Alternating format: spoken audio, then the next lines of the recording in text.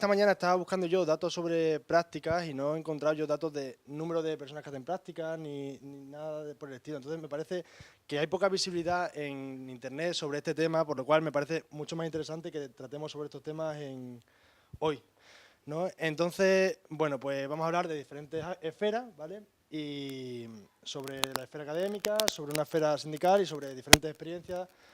Y bueno, pues sobre todo agradeceros también a vosotras que hayáis venido. Y bueno, pues vamos a empezar hablando primero con Isabel Sánchez, ¿vale? Que es profesora de la universidad, profesora de recursos humanos, pues ha tratado con muchas alumnas y alumnos en temas de prácticas, porque es tutora y acompañante de prácticas y bueno, pues va a hablarnos pues desde las diferentes esferas de las prácticas universitarias, ¿vale? No sé si se oye bien. Ah, vale. Vale, perfecto. Bueno, pues muchísimas gracias a todas las personas asistentes.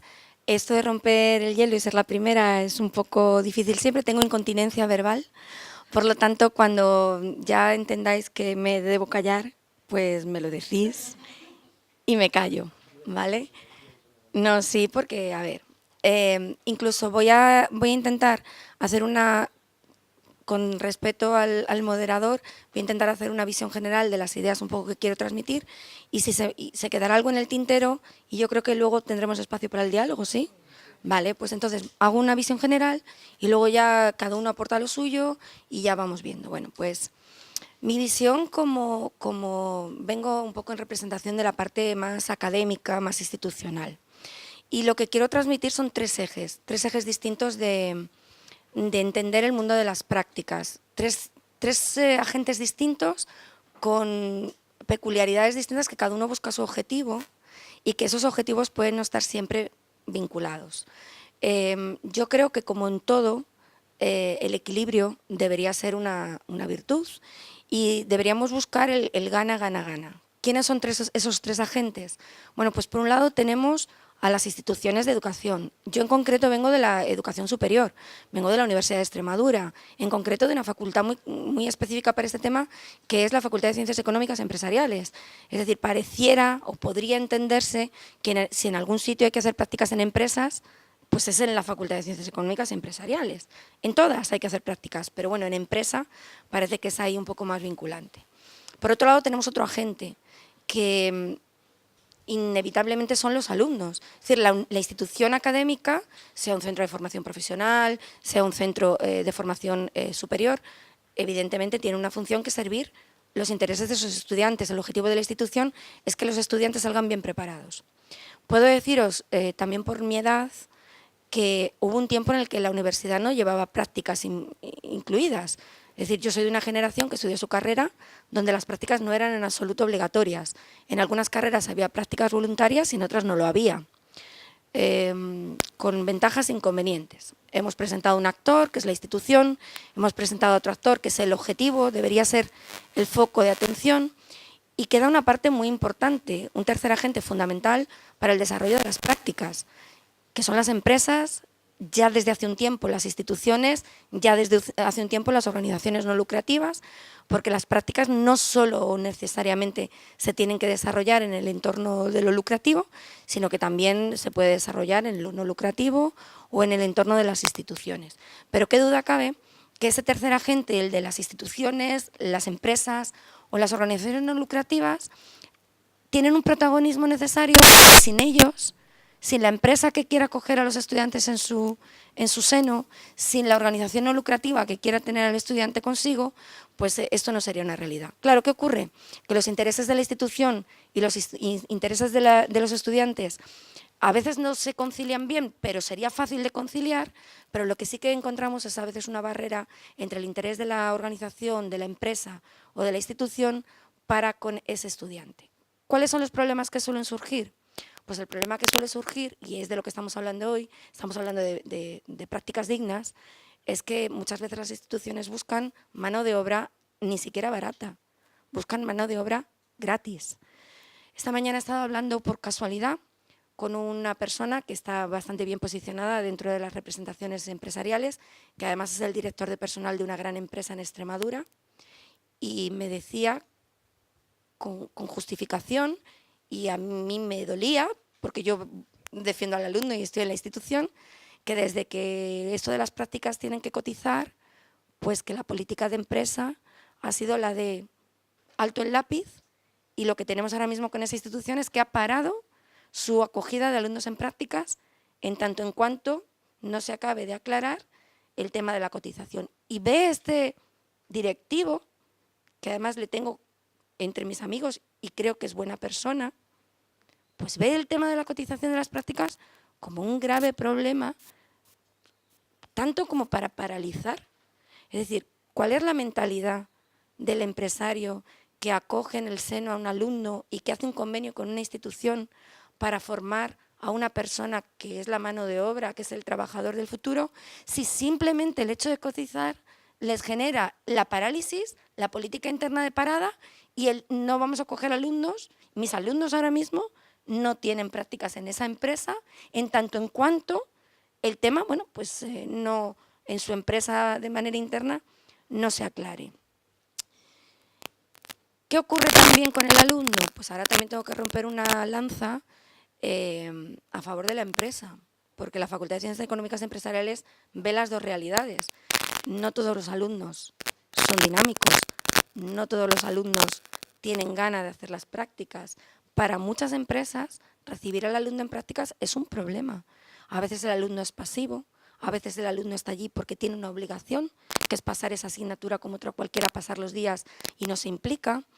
Por lo tanto, muchas veces para la empresa, en el otro extremo, el tiempo que el alumno está con ellos, por lo menos las 2, 3, 4 primeras semanas, es un tiempo de inversión en el aprendizaje.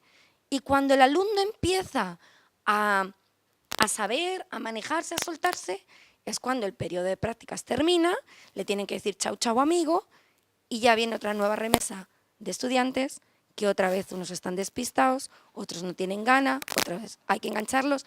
Es decir, la empresa también, yo tengo amigos y amigas que están en empresas y digo, cógeme alumnos en prácticas. Y me dicen, ni loca, ni loco. ¡Uf! Menudo trabajo. ¡Oh! Si no tengo horas al día para trabajar con lo mío, no tengo horas. Es decir, también hay que entender que esto es un esfuerzo. Por lo tanto, este es el panorama que yo quería plantear. Los 3 agentes de difícil conciliación. ¿Qué quiero plantear o poner en la mesa? El cambio de mentalidad. El cambio de mentalidad de la institución. Que la institución entienda que las prácticas son formativas, que es un derecho del alumno que está pagando una matrícula por esa asignatura en prácticas. 2, la institución. Que la institución busque, seleccione y encaje bien alumnos con organizaciones o empresas. Porque ¿qué ocurre también? Hay que ver con los sistemas de selección. No sé si esto es muy común, pero en la facultad donde yo estoy, en la mayoría de los centros de prácticas de la universidad, se elige por expediente académico. El estudiante que tiene mayor expediente académico tiene un pool de organizaciones donde puede ir. Por favor, ¿imagináis que eligierais a vuestra pareja por una cuestión de ponte en la fila? Es decir, es que la empresa no se elige por afinidad, por gusto, ni siquiera por entrevista. Es un criterio justo. Mayor expediente académico, elige la empresa, pero realmente la persona, el ajuste, este dato numérico de mayores calificaciones dentro de la organización, si mañana una organización quiere a esa persona, hasta hace poco era muy difícil captarla. Ya se están abriendo los sistemas. Estamos ya con posibilidades en que el alumno se abren otros miedos, se abren otras puertas oscuras. Porque claro, es que yo tengo una empresa que me quiere y esa empresa me quiere a mí. ¿Y por qué para ti? ¿Dónde está la equidad o la justicia a la hora del reparto de las prácticas? También se ocultan algunas malas gestiones, como que ¿quién me garantiza que tú vas a estar ahí aprendiendo y tú no tienes ahí, pues es un trato de favor o realmente es alguien que te va a firmar esas prácticas sin que tú realmente participes? Por lo tanto, se plantean una serie de inconvenientes que en este punto de la reflexión ya lo que quiero es dar un poco cómo están las cosas. ¿Cómo están las cosas en Extremadura? Tenemos en torno a 68.000 empresas. La mitad de largo no tienen empleados, son empresas unipersonales. Hasta el 85% con 1 o 2 empleados. Y tenemos un 98% de empresas que apenas pasan de los 9. Es que tenemos un puñado de 300 empresas, como mucho, donde realmente la realidad de unas prácticas, tal y como todos las soñamos, las instituciones, los alumnos y las empresas, realmente se podrían dar.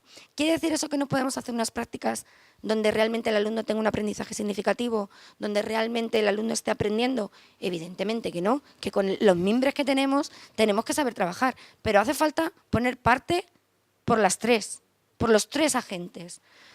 En las facultades, en los centros formativos, bueno, desde que vino el tema Bolonia, yo no digo que Bolonia haya venido a mejorar las cosas. Creo que todavía no hemos mejorado las cosas con Bolonia, pero sí que ha venido a poner orden. Por ejemplo, desde el ámbito propio de los recursos humanos, desde que tenemos los sistemas Bolonia en marcha, las prácticas tienen que llevar una ficha de puesto tal y cual, una descripción de puesto de trabajo en un entorno laboral normal. Es decir, el alumno, cuando la empresa hace el convenio con la institución, se tiene que dejar bien claro cuáles son sus funciones, sus tareas en infinitivo, un poco acotado. Eso se está regulando. ¿Se cumple? Pues creo que no. Pero por lo menos ya tenemos el paso de la formalización. Las instituciones, pues las instituciones muchas veces no hacen caso a esa ficha, seleccionan el chico que les viene o la chica que les viene, no es realmente el perfil que estaban buscando por ese sistema a veces un poco perverso de cómo se eligen. Y el alumno, y con esto termino. Bueno, pues el alumno, sorprendentemente, y por eso creo que era importante aceptar vuestra invitación y agradezco estar hoy aquí, pues porque el alumno tiene que moverse. El alumno tiene que tener voz. Porque cuando les hacemos, respondiendo al moderador, Ismael decía, hay registros, tenemos un portal de universidad abierta en cuanto a la institución universitaria. En la propia facultad tenemos los datos, número de alumnos en prácticas, todos los años yo estoy en la comisión de evaluación de uno de los grados, hacemos encuestas a los alumnos, siempre al final de las prácticas les pasamos un cuestionario, han terminado ya han sido evaluados.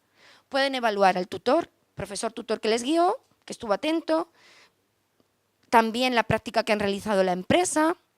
Yo, por ejemplo, muchas veces los problemas los evito con una pequeña tarjeta donde les firmo una tarjeta y le digo a tu tutor de la empresa, les das esta tarjeta y pone Isabel, profesora, recursos humanos, dale esto al profesional que tiene tu responsabilidad. El alumno va a la empresa como un alumno en prácticas, hola, buenos días, me llamo como sea. Tal. Esta es mi tutora en prácticas. Muchas veces no vale para nada, pero posiciona al alumno de cara a la empresa, es un alumno de la institución de enseñanza y está yendo a la empresa a aprender. Esa simple tarjeta, esa presentación en la que yo no estoy. Yo muchas veces al tutor de la empresa no le pongo cara, no le conozco, no sé quién es esa persona.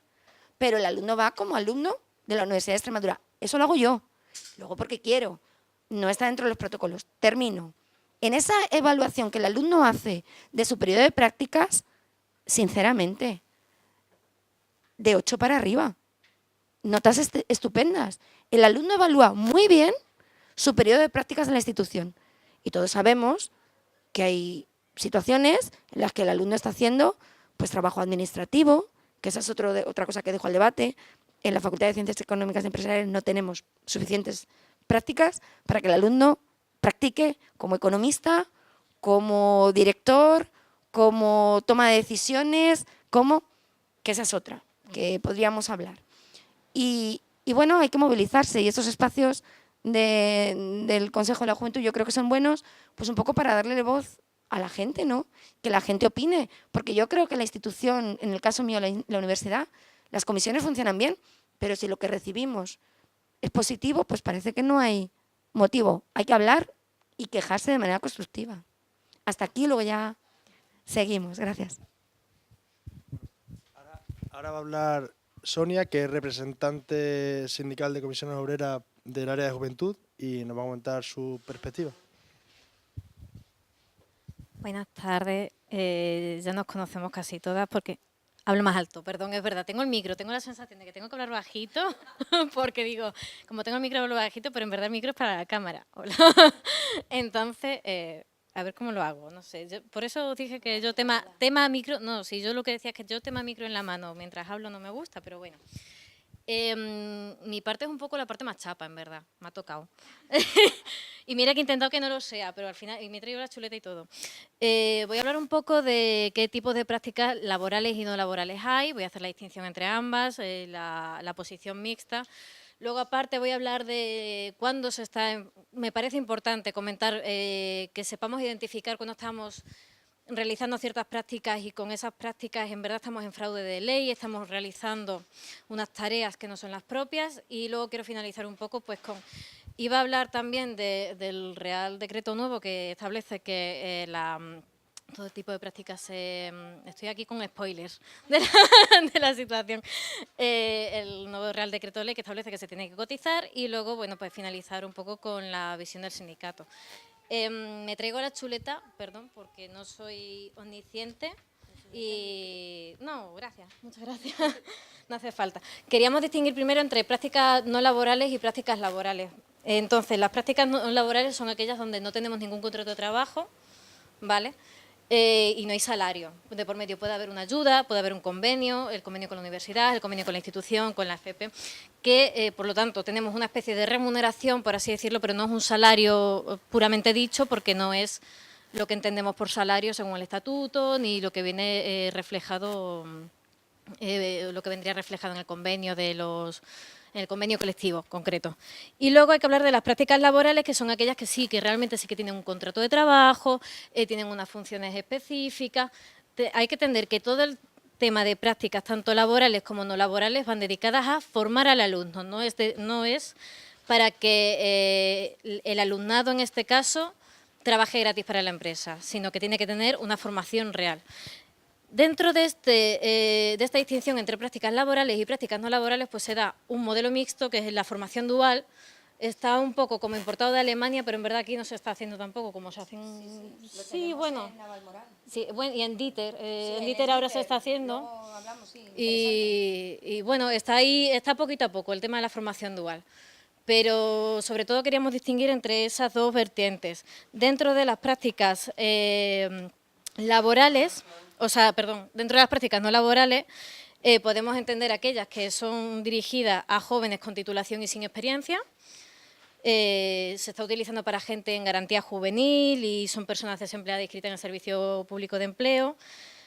Tened en cuenta que dentro de las prácticas no laborales estamos hablando de aquellas que cada vez que hablamos de prácticas no laborales son aquellas que se formalizan por convenio, son todas obligatorias, que haya un convenio, un acuerdo, algo así con la empresa universidad, con la empresa y la organización, ¿vale? Pero la alumna no recibe en este caso un salario por ello. Luego tenemos las prácticas no laborales en la formación para el empleo, que son las que se prevén dentro de los cursos del SEPE, por ejemplo. También, obviamente, van por convenio, pueden tener algunas pequeñas ayudas por kilometraje, por tal, también sin salario. Luego podemos distinguir los correspondientes módulos de práctica en los certificados de profesionalidad, en los certificados de FP, y en los módulos profesionales de formación en centro de trabajo en los ciclos de FP. ¿Vale? Y las prácticas académicas externas en los títulos universitarios. Son un poco, dentro de las prácticas no laborales, pues lo que nos podemos encontrar.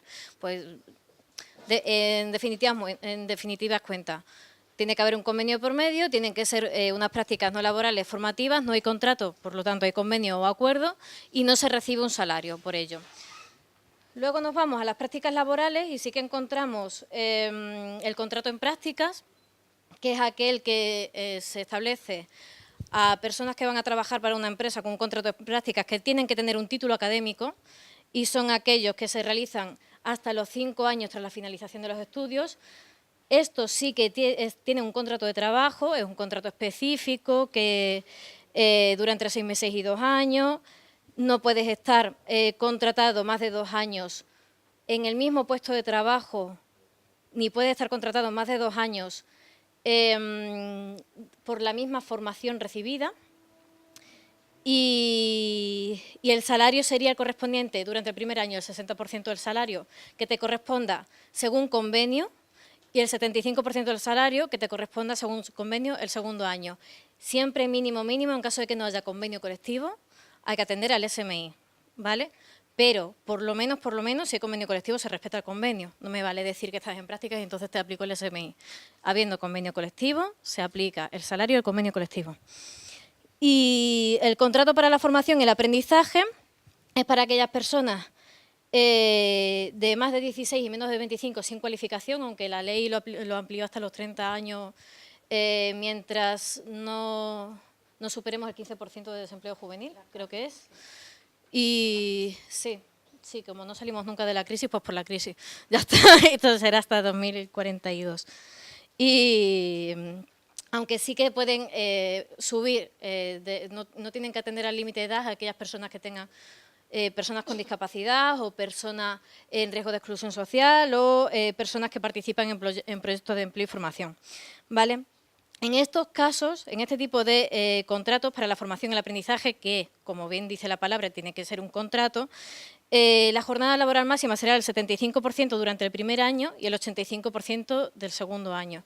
Es decir, se cobra acorde al convenio colectivo, tu salario mínimo es el de tu categoría profesional, de tu convenio colectivo, pero tu jornada no va a ser el 100%. No puedes realizar horas extras, como una persona que está en jornada parcial, y bueno, y tienes que tener por objeto pues la formación en títulos de certificados de profesionalidad o títulos de formación profesional. Y luego están los programas públicos de empleo y formación, como son las escuelas taller, las casas de oficio, los talleres de empleo. Son programas públicos que se hacen desde el servicio público, desde ayuntamientos, desde entidades locales, normalmente. Y bueno, son aquellas que se hacen para personas sin formación o por lo menos sin esa formación para aprender un oficio en concreto. Entonces tienen unas horas de formación y luego ya desarrollan el trabajo. Esto así a grandes rasgos sería explicado los contratos, ¿no? Los tipos de contratos o no contratos, los tipos de prácticas en las empresas, laborales y no laborales. ¿Cómo podemos identificar cuando estamos en fraude de ley en unas prácticas, ¿no? Digamos, soy contratada para una empresa y hay varios criterios que los ha establecido la jurisprudencia para establecer que esa persona en verdad no está desempeñando un trabajo en práctica, sino que está en fraude de ley y, por tanto, según el artículo 8 del Estatuto de los Trabajadores, pasaría a ser considerado trabajador o trabajadora indefinida de la empresa. Por lo pronto, a ver que me ponga así, no tiene que estar suponiendo, llamémoslo, un beneficio para la empresa, es decir, no puede estar cubriendo un puesto de trabajo estructural, ¿vale? O sea, yo no puedo estar cubriendo la baja de una compañera que está de baja maternal. Eso no es un contrato en prácticas, eso es un contrato de interinidad por sustitución a la compañera, que tendrá otro tipo de consideración. O no puedo estar sustituyendo pues, a una trabajadora que se ha ido, o no puedo estar sustituyendo unas funciones, no puedo estar haciendo unas funciones estructurales de la empresa, por así decirlo, ¿vale? No sé si queda claro eso, lo de las funciones estructurales, sí. Por otra parte, tenéis que tener tutor o tutora, tanto en la institución que haga el convenio de prácticas, si hay institución que haga el convenio, porque si es un contrato de formación, pues ya es distinto, no suele haber institución por fuera. Pero en caso de que haya institución, como son las prácticas no laborales, pues aparte de la tutora que tengáis en la institución, tenéis que tener alguien que os tutorice dentro de la empresa. Tenéis que estar desempeñando unas labores, y no tenéis que estar desempeñando unas labores que directamente os manden, que digan, no, pues ahora he ordenado la estantería y ahora veme por al almacén y ahora vas a... No son simples órdenes de mando, sino que es estar al lado de una persona que te está enseñando y te está tutorizando y te está diciendo, esto se hace así, esto se hace así, esto está acorde con esto. Bueno, lo que sería una tutoría pura y dura. ¿Qué más? Se me va. A ver, es el que no puede estar desempeñando esto. Lo he hablado con Cristina antes. Cristina, ayúdame. Sí. se me ocurre.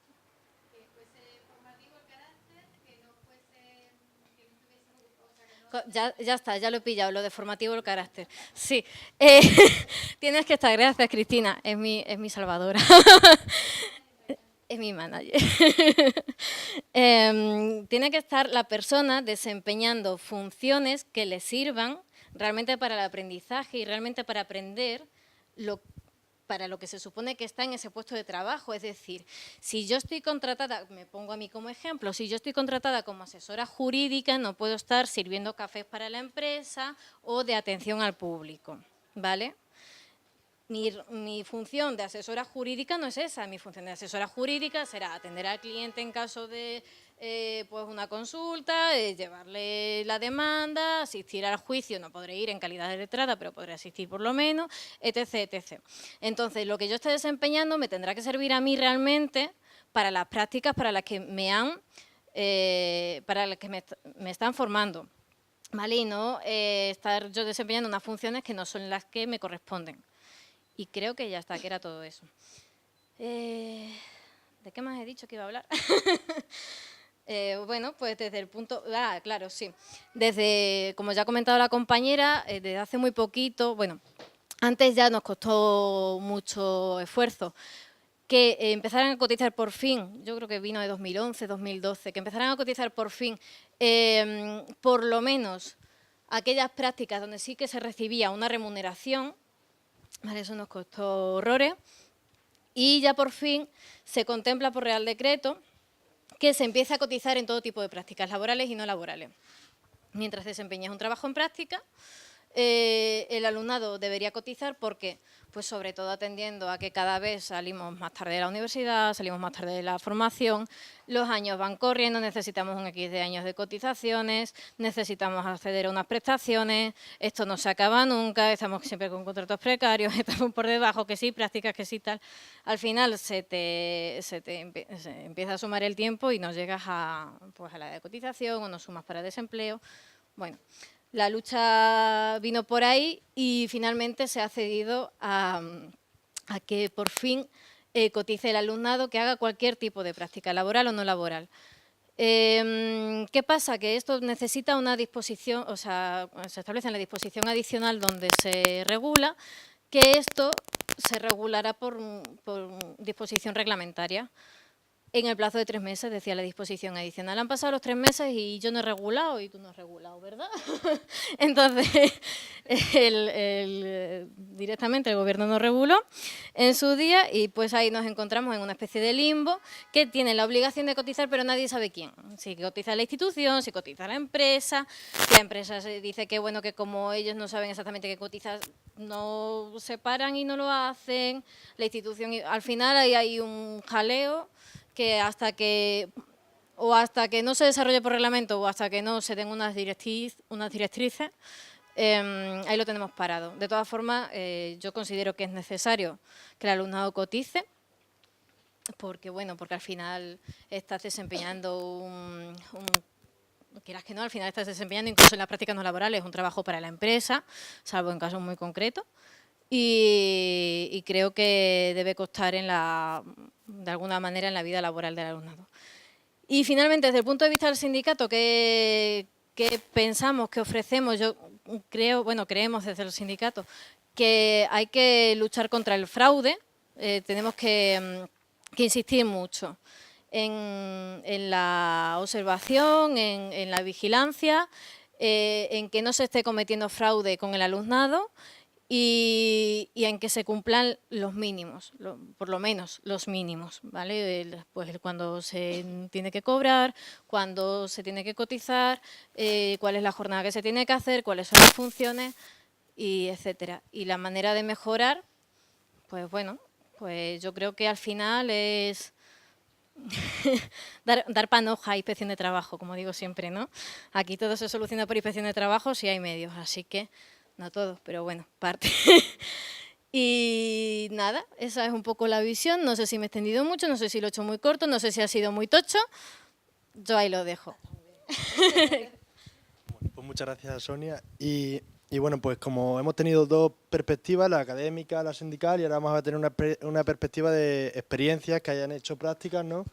Y como no somos, o intentamos no ser unicentristas, intentamos que no todo sea la universidad, pues ha venido Pamela, que viene a hablarnos de su formación profesional en el grado de Igualdad de Género y de auxiliar de enfermería. Y bueno, pues bueno, adelante. Bueno, pues primero quería dar las gracias a todos y a todas que estáis aquí. Gracias por venir, también por la invitación. Y bueno, como bien ha dicho el compañero, yo he hecho auxiliar de enfermería y también el ciclo de promoción de igualdad de género, que en realidad es en el que más me voy a centrar porque hemos sido la primera promoción en Badajoz y en Cáceres, y al ser la primera promoción, ahora mismo pues muy poca gente lo conoce, ¿no? No tiene mucha visibilidad. Mis prácticas de auxiliares de enfermería, como bien ha dicho antes, fueron, sí, Isabel, se podían elegir a través dependiendo de la nota académica que saques. Entonces, como era dependiendo de la nota académica que saques, pues te crea como esa presión de que tienes que sacar muy, muy, muy buenas notas para poder elegir un buen sitio, el sitio que quería. Yo, en particular, el sitio que yo quería era el de urgencia, porque en el Hospital Infanta Cristina, porque tiene tres partes: la parte de triaje, tiene la parte de traumatología y luego tiene la otra parte de observación. Entonces, creo que el ir rotando, las personas que fueran en práctica ahí, tenía que ir rotando por esos tres sitios. Entonces marcaba la diferencia en las otras plantas, ¿vale? Porque aprendías de todo un poco. Y además en urgencia, pues te crea esa incertidumbre de que nunca sabes qué te puede tocar. Entonces a mí eso me llamaba muchísima atención, era lo que más me llamaba la atención, porque lo mismo te venía una cosa leve que una cosa muy grave, como por ejemplo un día una mujer apareció con un cuchillo aquí que solo se le veía el cabo. Entonces nunca sabes qué te puede tocar, ¿vale? Se me hicieron un poco cortas, la verdad, pero aprendí bastante. Y como bien he dicho, me quiero centrar en el de promoción de igualdad de género, que lo he hecho en Badajoz. Y bueno, las prácticas, tuve dos intentos, ¿vale? Así que voy a hablar un poco de los dos. El primer intento me fui a hacer las prácticas a Don Benito, en una asociación muy potente, que no sé si la conocéis, que se llama Mujeres en Zona de Conflicto, ¿vale? Mujeres en Zona de Conflicto de Don Benito trabaja en 4 ejes. Uno que es de salud, otra que es interculturalidad, otra que es empleo y la última que es trata y prostitución. Entonces, como me habían hablado muy bien de ella, pues elegí, nadie quería irse fuera, elegí Don Benito. Fue muy corta mi estancia allí, estuve un mes, pero me sentía como en casa, porque la mayoría de las mujeres que entraban allí eran sudamericanas, como yo, que soy boliviana. Entonces, pues me sentía muy identificada en las situaciones en las que te contaban, me sentía muy identificada con ellas y bueno, y alrededor de mi familia, pues con las cosas que me contaban también, ¿no? Como sales de tu país en busca de un futuro mejor y en realidad las expectativas que tienes pues no siempre son como uno espera, porque bueno, pues se dan casos y situaciones de que no son así. Pero bueno, entonces hice allí algunos talleres también, hice talleres de corresponsabilidad, di otros talleres de feminismo, di otro taller de por qué el 8M es importante y de por qué es necesario y qué es lo que qué es lo que se reivindica en el 8M. Y la verdad que es genial, porque en esa clase viajábamos por distintos países y aprendíamos de distintas culturas sin moverte de la silla. Entonces era muy enriquecedor para todas las personas que estábamos allí. También hice algunos vídeos con un grupo de asociaciones que hice de Frida Kahlo y la verdad que estuvo muy bien. Desgraciadamente lo tuve que dejar porque esperaba una buena beca por mi situación, pero me llegó una beca de 200 euros. Entonces, pues con 200 euros, viviendo sola, no podía vivir los 4 meses de práctica que iba a estar en Don Benito.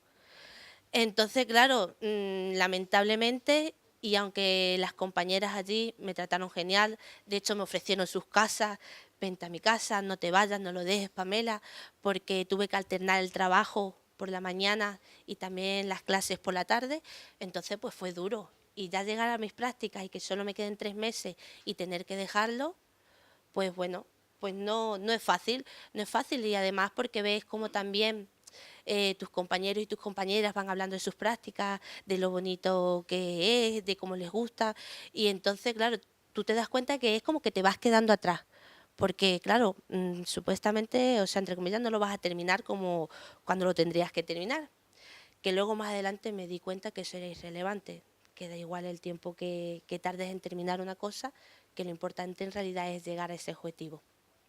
Bueno, pues mi segundo intento y último, que fue más adelante, porque esa convocatoria la perdí. Entonces dije, bueno, pues me tuve que regresar a Badajoz y digo, pues voy a ahorrar un poco de dinero trabajando y así puedo tener unas buenas prácticas. Las hice en el plan de empleo de Cruz Roja. Os voy a situar un poco cómo funciona allí, ¿vale? El plan de empleo de Cruz Roja saca cursos. Saca a lo mejor un curso de vigilanta de seguridad, por ejemplo. Entonces, antes de ir a esa academia de vigilante de seguridad, tienes que pasar sí o sí por el plan de empleo durante 2 semanas. Y en esas 2 semanas te dan unos talleres, que ahí es donde entro yo y donde entraba mi función. Y sacaban, por ejemplo, para colectivos como para mujeres en riesgo de exclusión social, para jóvenes, otro, por ejemplo, otro proyecto era para mayores de 45 años.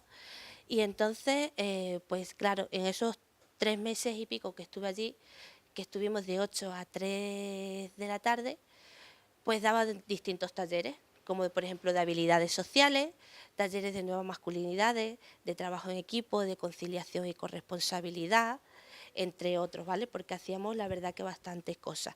Entonces era como una docente, porque lo que yo tenía que hacer era dar clases. Pero claro, como yo he dicho, hemos sido la primera promoción. ¿Con quién comparamos nuestras prácticas? ¿Con quién las comparamos? O sea, si la primera promoción era como que, bueno, y ahora esta gente, ¿dónde va? ¿Sabe? Y además que mucha gente nos decía, bueno, ¿y eso de promoción de igualdad de género qué es? Y eso que está es un tema que está en pleno apogeo y muy importante. Y bueno, pues ahí descubrí una pasión, porque lo que tenía que hacer era prepararme clases, y entonces pues no sabía yo lo mucho que me podía gustar y lo bien que se me daba. Pasaron por allí cursos como el de vigilanta, como he dicho antes, también el de portugués, que era para jóvenes, y el de pastelería, que era para personas de 45 años. Que, bueno, claro, obviamente no sé por qué llega un momento, una edad en que uno deja de existir laboralmente y como que cumples una cierta edad y dejas de valer, ¿no? Entonces, pues claro, también hay que sacar cursos para esas personas. Y bueno, mis prácticas yo las recuerdo como apasionantes. O sea, han sido uno de los mejores meses de mi vida, porque he aprendido muchísimo. Te das cuenta como en tan poco tiempo, o sea, tratas los 2 años que llevas ahí dando clases. Y también esos consejos que te da el profesorado, de que tienes que mantener a lo mejor la compostura. Cuando una mujer llegaba un día y se echaba a llorar directamente allí porque llegaba con una carta de desahucio, o porque llegaba diciendo que le iban a quitar a su hijo o a su hija. Entonces, eran personas que habían pasado y que estaban pasando situaciones difíciles. Te das cuenta de la juventud, cuando tú vas al grupo, por ejemplo, de jóvenes de portugués, cómo están tan desorientados, no saben qué es lo que les apetece, y también a la vez son personas que están muy desmotivadas. Entonces, claro, es como que tienes que mantener la compostura de no venirte abajo, porque se supone que tú ahí eres la profesional, ¿no? Pero bueno, es lo que digo yo siempre, me tenía que tragar algún nudito que otro, porque, jolín, son personas. Estamos tratando con personas y se están abriendo ahí en alma con nosotras. Y bueno, pero la verdad que poco a poco, día tras día, pues vas viendo también la evolución de esas personas, porque no solo dábamos las clases, y los talleres que os he dicho. También hacíamos un seguimiento, íbamos a ver esas personas cómo estaban cuando iban a la academia, que si les gustaba y la motivación que tenía. Y es increíble el cambio de esas personas de la primera semana a cuando ya están allí aprendiendo, cuando les están enseñando un oficio, o sea, y el brillo en la cara, porque es que ya tienen otra motivación, tienen otras expectativas de la vida, tienen unos objetivos que seguir. Y la verdad que ese cambio es muy gratificante, y sobre todo cuando te dan las gracias, que te dicen, yo estaba con otro compañero, Jaime, que nos turnábamos los dos, y muchas veces él hacía una parte, yo hacía otra, y te dicen, gracias Pamela, gracias Jaime, porque habéis confiado en nosotras, que en realidad son personas que están pidiendo a gritos que le deis una oportunidad, que necesitan trabajar, llevan mucho tiempo sin trabajar, que están en situaciones difíciles. Y entonces, claro, pues eso, la verdad que gusta muchísimo. Y bueno, estaré aquí toda la tarde contando cosas de las prácticas, porque como os he dicho, ha sido muy enriquecedora para mí. No puedo compararla con otra promoción, porque ahora mismo la segunda promoción está en prácticas, entonces ya veremos cómo han sido esas prácticas. Para mí ya he dicho que han sido maravillosas, he aprendido muchísimo, los profesionales y las profesionales se vuelcan con nosotros, yo creo que bastante. Es cierto que a lo mejor el primer día alguien a lo mejor está un poco descolocado, que no sabes dónde situarte, pero bueno, que luego con los días todo empieza a fluir. Lo que sí me gustaría es aportar y decir que sí me gustaría que fueran a lo mejor las prácticas fueran remuneradas. No sé si económicamente o a lo mejor, como hemos dicho, cotizando, porque es cierto que remuneradas personalmente sí lo son. Pero claro, como hemos dicho antes, a lo mejor dicen que hay empresas que la juventud, los jóvenes, el alumnado no da el callo, ¿no? Por decirlo, no da la altura. Pero claro, quiero preguntar aquí a vosotros y a vosotras que estáis, ¿a alguien le gusta trabajar gratis? ¿Os gusta trabajar gratis? Contestarme, me podéis contestar. No sé, digo que a lo mejor si tuviéramos ese incentivo, ¿sabes? A lo mejor nuestra motivación podría ser otra.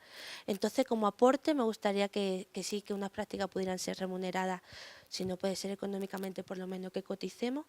Y otra aportación que me gustaría hacer es que muchas veces los profesionales o las profesionales que están allí trabajando tienen, en mi caso, tienen tantos papeleos que hacer, tanta burocracia, que entonces no les da el tiempo y no les da mucho tiempo compartir como quisieran para poder estar ahí vigilándonos, ¿vale? Para poder estar supervisando, para poder decirte, Pamela, pues mira, esto sí, pues Pamela, esto no. Entonces, podríamos plantearlo de otra forma y no sé, es que no les da la vida, no les da la vida, porque están todo el tiempo en el ordenador pasando cosas, porque como hay que justificar todo para que luego te den el dinerito, entonces no tienen tiempo como quisieran para poder enseñarnos. Además que esas personas te lo dicen que me gustaría poder estar todo el tiempo aquí contigo. Así que bueno, pues eso, así a grosso modo ha sido mi experiencia. Y bueno, voy a dejar aquí al compañero a ver que cuente un poco qué tal la suya, ¿vale? Muchas gracias. Bueno, y por último, pues va a hablar una experiencia de un universitario, bueno, que ha hecho finanzas y contabilidad, ¿vale? Él es Alejandro y nos va a contar, bueno, pues su experiencia a lo largo de su formación. Vale, muchas gracias a todas por venir y bueno, pues por acompañarnos aquí. Estoy, pues un orgullo para mí poder compartir con vosotras y bueno, con Isabel ya la conocí en un curso que hice el año pasado de Formacoes, ¿vale? Estoy contigo, creo que servicios sociales y todo ese tipo de cosas lo necesitamos, nuestra pirámide de población está envejeciendo, se necesitan muchos cuidados, se necesita mucha inversión ahí y además se ve lo gratificante que puede ser y lo constructivo que puede ser para muchas personas que no tienen ningún tipo de horizonte que ellos piensen, sino en el día a día y cómo subsistir, es un poco inhumano, entonces creo que es bastante interesante. Rebobinando un poco, hablando de mis prácticas, bueno, pues mira, empezando, el primer día que estuvimos eligiendo prácticas, allí nos juntan a todos, a las personas que estudiamos finanzas y contabilidad, administración y dirección de empresas, turismo y ADE y turismo, si no me equivoco. Y ahí tenemos una serie de listas que por lo menos tienen la decencia de señalarte esto es más para turismo, esto es más para ADE, pero si se van cogiendo las plazas, y finanzas y contabilidad es una carrera con bastante pocas plazas en comparación con las otras, tenían muy pocas plazas que tú pudieras elegir realmente. Tengo un amigo, este año ha hecho las prácticas, que las ha hecho en un parador porque decía, mira, me han contado todos los de mi clase que las prácticas no les ha servido para nada, pasaban 40 horas allí, nada gratificante. Pues él dijo, me voy a un parador e intento aprender inglés y es una salida. Pues para que vea la motivación que tienen personas estudiantes hoy en día con respecto a su visión a las prácticas, es difícil esa motivación. Con respecto a la remuneración, también estoy a favor de la remuneración, creo que es interesante para ver esa implicación y también a veces yo tenía la sensación cuando estaba haciendo las prácticas que no se te valoraba hasta cierto punto porque, bueno, ahora cuento un poquito en general mi experiencia.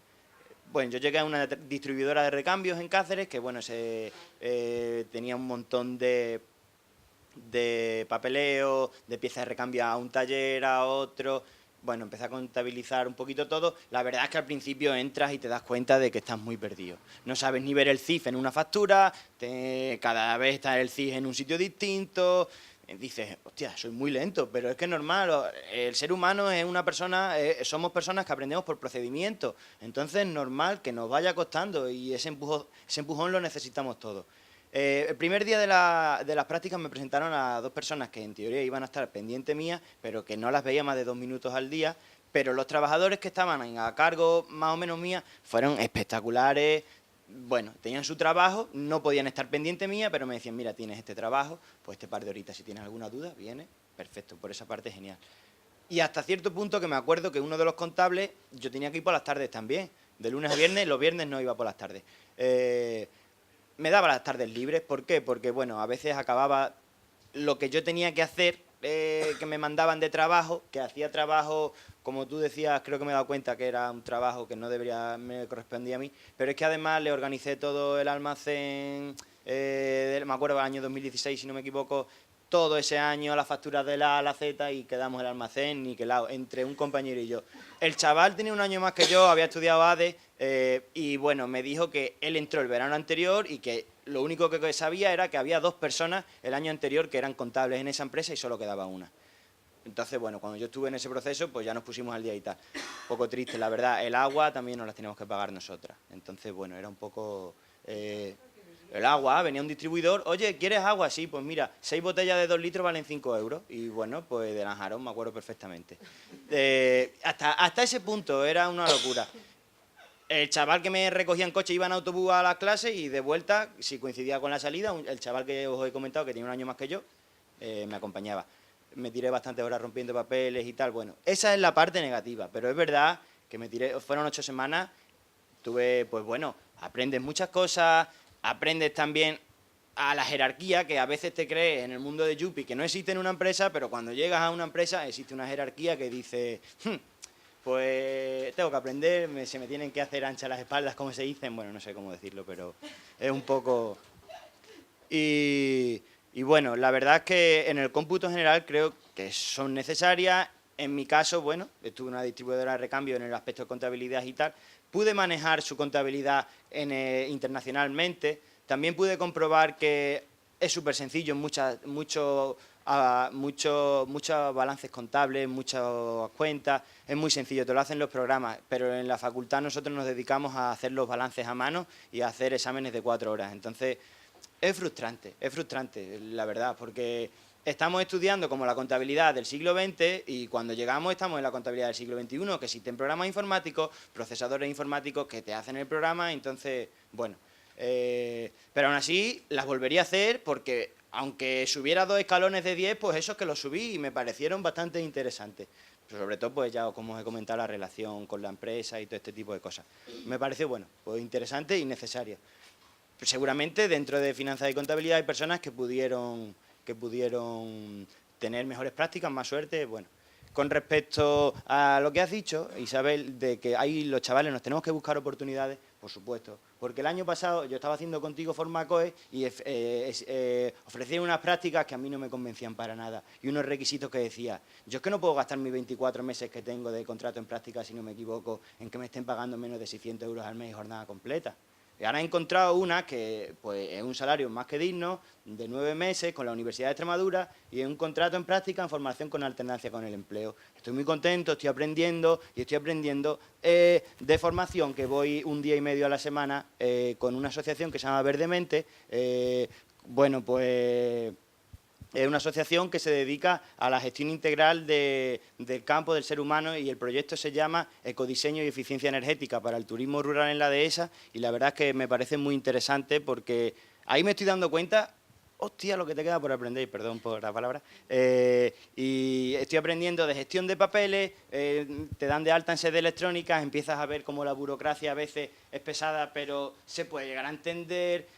Lo que sí que es verdad, mucho rellenar papeles para justificación y eso es un poco, si te quita el 25, el 30% de tu tiempo, la justificación, bueno, tenemos que intentar mejorarlo, pero ya te digo, ahora estoy en un contrato de práctica, alternancia con el empleo y me parece pues la implicación mía con una remuneración más que digna, no tengo quebraderos de cabeza, hay más flexibilidad, entonces, bueno, la verdad es que me parece una gran oportunidad. Entonces, bueno, pues los chavales, pues nos podemos buscar oportunidades sin... Me podía no haber llegado, me podía perfectamente no haber llegado, pero yo decidí no coger esas prácticas, de Formacoe en este caso, y decidí optar por hacer durante verano un curso de economía verde y circular, en el que precisamente conocí a un profesor que me recomendó esta librería y un poquito se cierra el círculo, es curioso estar por aquí.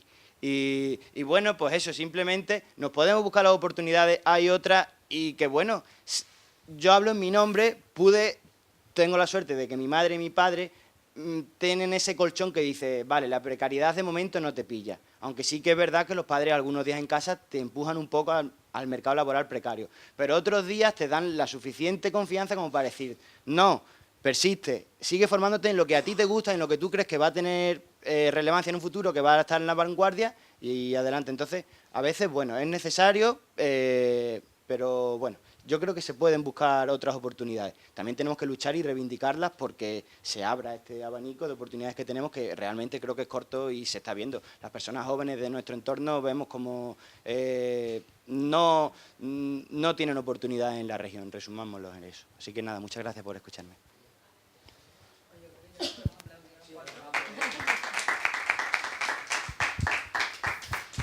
Y bueno, pues yo creo que ahora, si queréis, dedicamos unos 15, 20 minutillos a hacer unas cuantas preguntas. Yo quería primero que comentéis el caso de la FP Dual, que ha quedado ahí a medias entre una y otra, y a mí me parece muy interesante la experiencia. Sí, es súper rápido. La FP Dual viene pues por implantar un modelo europeo. El modelo clásico es el modelo de Alemania. Alemania es un país con mucha industrialización y con una tradición de la formación profesional que no tenemos lamentablemente aquí. La formación profesional no debería ser un lugar al que va la gente que no sabe qué hacer, pero sí que es verdad que en nuestro contexto todavía pues parece que la formación profesional no ha ganado el peso que a lo mejor tienen otros países europeos. Tenemos la dual que básicamente la tenemos en la central nuclear, aquí en Almaraz, y la tenemos en la DITER. Son modelos que les están funcionando bien, entre otras cosas porque puedo hablar, por ejemplo, de la de Almaraz. El modelo de Almaraz, que lo vi en estas jornadas se aprende mucho. Te invitan a hablar, pero aprendes mucho más de lo que dices. Y en unas jornadas parecidas, pues los responsables de Almaraz estuvieron hablando. Tienen un convenio hecho con un centro de formación profesional muy concreto, tienen perfectamente cuadrados los temarios y la formación práctica vinculada con la formación teórica y muchos de los estudiantes que pasan por la formación dual se quedan trabajando. Entonces, yo no sé si eso es así, porque tengo el testimonio de DITER, pero sí que es de Almaraz, pero sí que son modelos de formación donde parte del tiempo el chico está estudiando y parte de las horas de su jornada el chico está en la empresa. Siempre tiene el apoyo de vuelta al centro de formación, horas de trabajo en la empresa. Tenemos algo parecido también en Francia y sí que está implantado en las universidades. Yo tengo alguna experiencia como formadora, de hecho en 2 semanas estoy en Francia también, una semana que es las licencias en alternancia. Los chicos o las chicas están 3 semanas trabajando en la empresa que sea, una semana de manera intensiva en la universidad.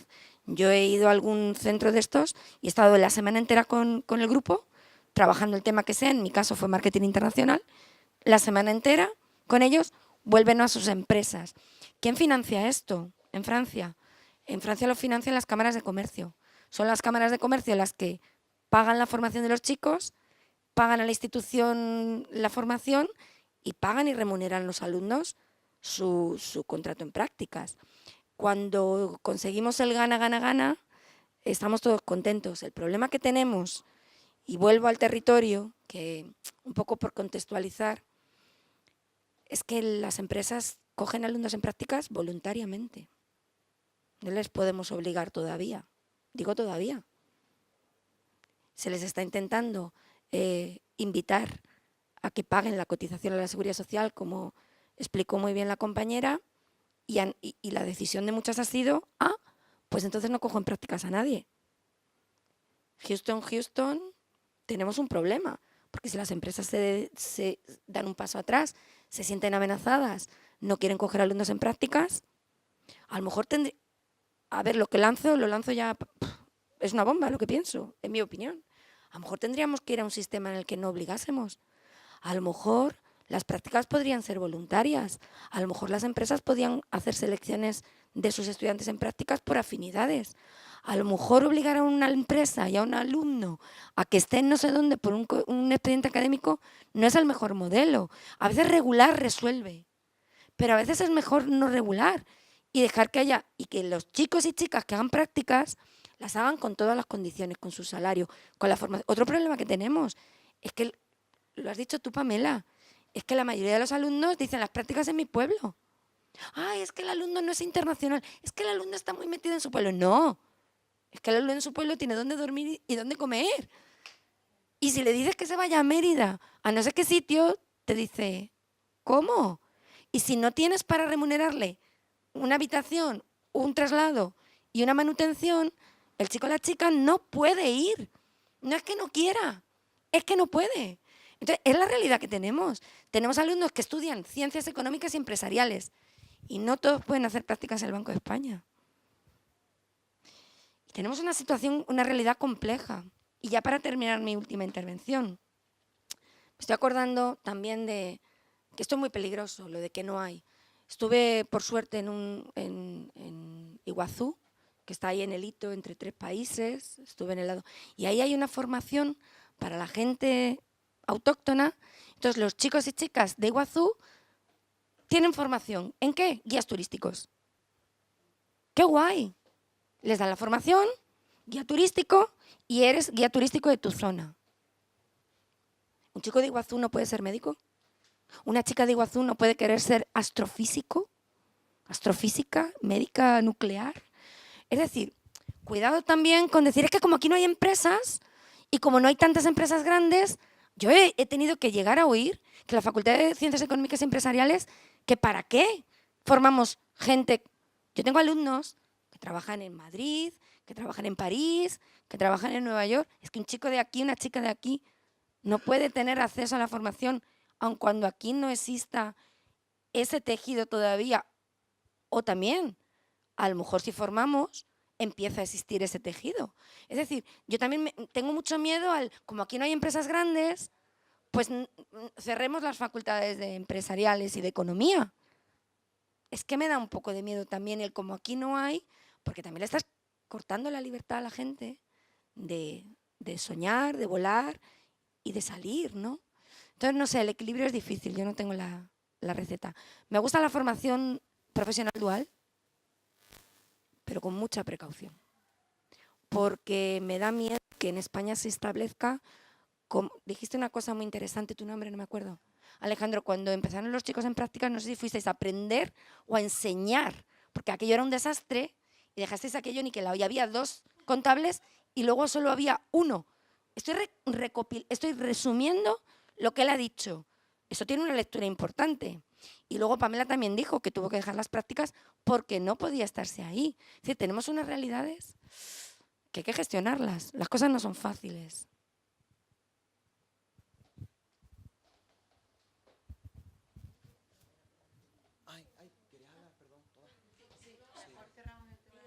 Venga, no, tampoco no. Iba a poner un poco que yo el único ejemplo que conozco ahora mismo es el de Dieter, que tampoco lo conozco a fondo, entonces si me oyes a tú, que es el secretario general de nuestra industria, me mata, porque es nuestra empresa por excelencia en Zafra y la empresa de industria por excelencia.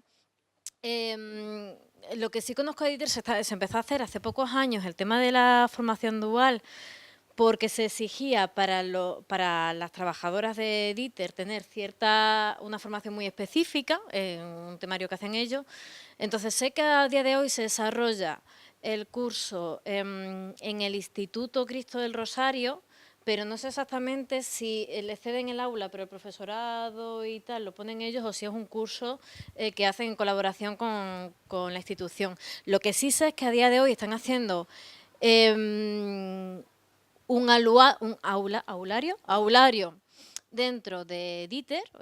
Si pasáis por el recinto veréis que hay como un pedazo de edificio nuevo con unas cristaleras, unas cosas que parece que vas a inaugurar, yo qué sé. Y sé que se está haciendo un aulario nuevo para hacer allí la formación.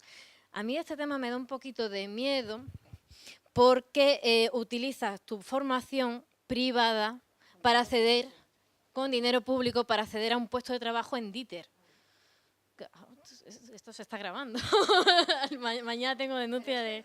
Sí, pero... Se supone que sí, es para sí, fomentar el empleo. sí, efectivamente. Y en tanto en cuanto sea así y haya equilibrio, todo bien, pero que tiene puntos de riesgo, vamos. Ya, por eso.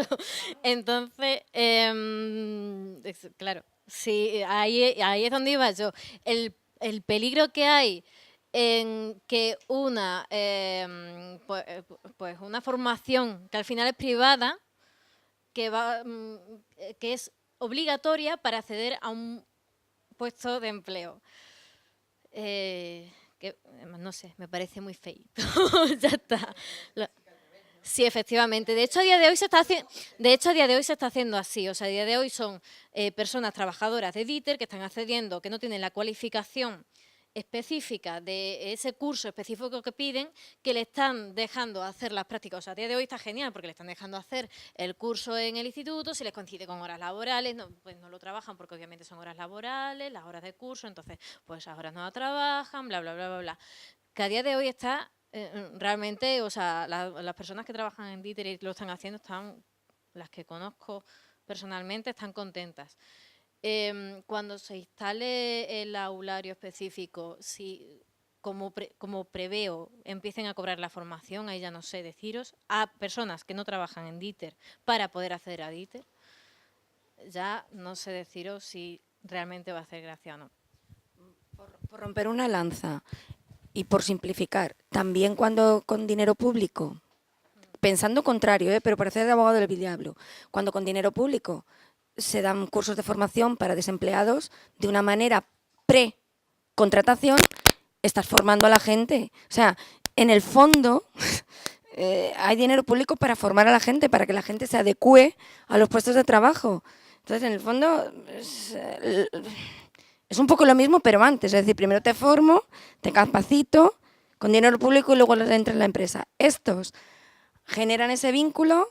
Esto que te digo de la experiencia que conozco es un centro de formación profesional, los profesores son funcionarios públicos que tienen ese acuerdo con la empresa, que se forman, se activan y entienden las necesidades de la empresa, forman al alumnado para que vaya allí a desempeñar esas prácticas y muchos de los que están allí luego se quedan.